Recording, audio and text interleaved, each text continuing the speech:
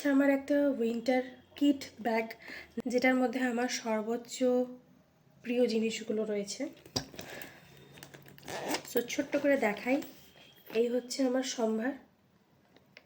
একটাও মেকআপ নেই, যা আছে সবই ক্রিম। আমি একদম আমার মাখিই না বলতে গেলে, আমি তোমাদের বললামই।